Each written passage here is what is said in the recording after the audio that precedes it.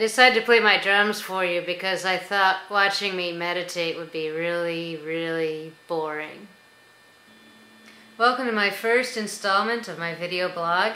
I'm Heidi M. Hawkins, and I want to talk primarily about my work in traditional Chinese medicine. I'm trained as an acupuncturist. I'm licensed by the state of Washington, but I seldom use acupuncture anymore because of my interest in the more subtle elements of Chinese medicine. So most of my work these days as a philosopher, teacher, writer, and practitioner focuses on the emerging or re-emerging mystical aspect of Chinese medicine. So if you're not familiar with the subtle in Chinese medicine, I will seek to define some terms here in a moment. There are two aspects of my practice that I want to talk about, the diagnostic and the treatment. The diagnostic is my work as a medical intuitive. Medical intuition is an emerging field in alternative medicine, pioneered predominantly by Dr. Carolyn Mace. My work is different from hers because I'm working within the theory and philosophy of traditional Chinese medicine and within the mystery school of Chinese medicine, the mystical aspect of Chinese medicine, which is what drew me to the field in the first place. To work as a medical intuitive is usually more involving removing than adding. We get very good at screening out input in our world because of the tremendous amount of sensory input that we are all bombarded with.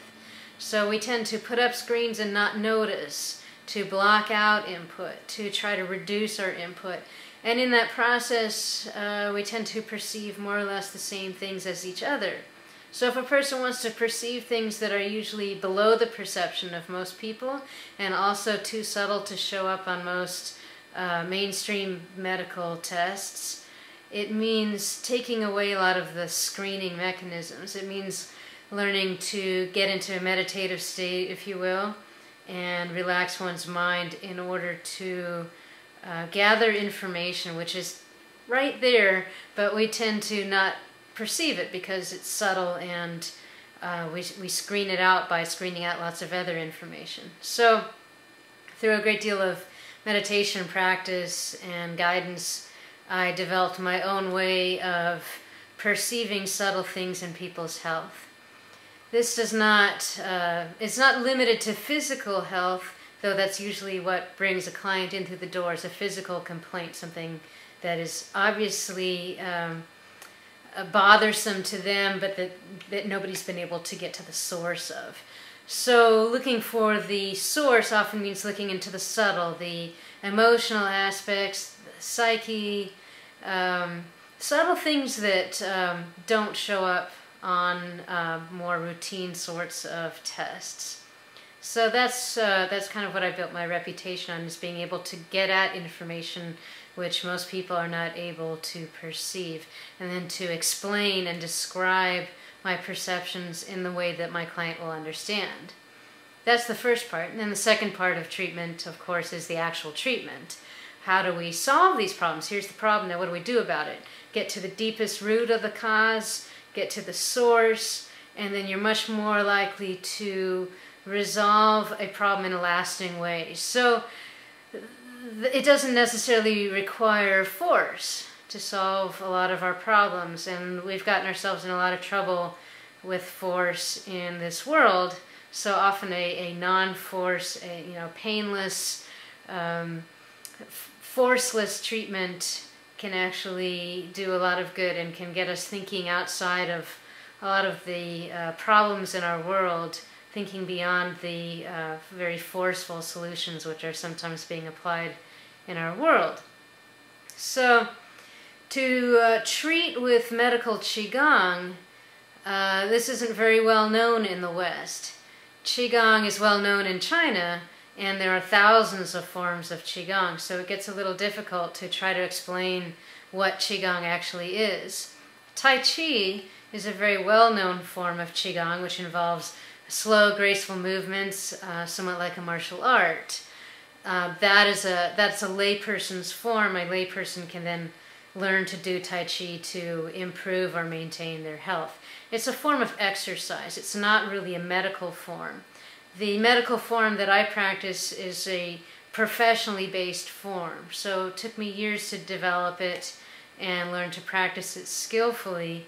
And then what I do is oftentimes teach the basics to my clients so they can do most of the work themselves, which is free and easy. It's not complicated, and most people appreciate the fact that I'm helping them help themselves rather than trying to get them to come in and see me for the rest of their lives all the time.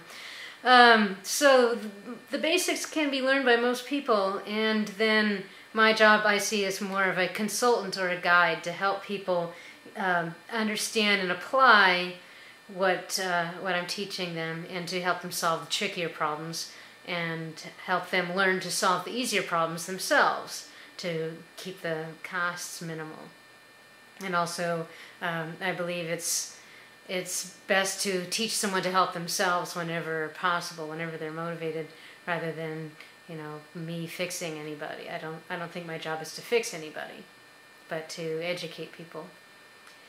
So that's in a nutshell what I do in my work, and it's basically, it's magic. It's like a form of magic. I couldn't have believed it myself if I hadn't learned to do it, and then I never would believe that I could do what I'm doing, but I learned it in a very step-by-step, slow but intensive process, which led me to the place I'm at now. So it's very rewarding work. I enjoy it. And then a lot of what I'm also doing is developing a more modern theory and philosophy of Chinese medicine, which I'm writing about and constantly teaching to my clients, based on the mystery school of Chinese medicine, which is not well known. It's not supposed to be well known. Probably never will be well known. But it's very applicable to modern problems, what I'm finding. So looking at Chinese medicine as a way to solve problems, and not necessarily just limited to one person's health problems, but looking to our interactions with the world and how what we change in ourselves can help us be the solution we want to see in the world. Please subscribe to my live journal blog so that you'll be notified every time I update with a new video, or subscribe on YouTube. I think you can do that. My live journal blog is Heidi M. Hawkins at livejournal.com. There's no punctuation in Heidi M. Hawkins.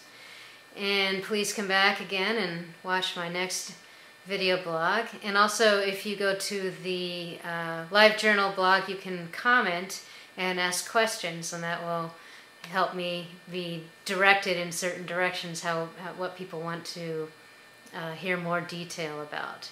So thank you for taking the time to listen to my video blog, and please come back again.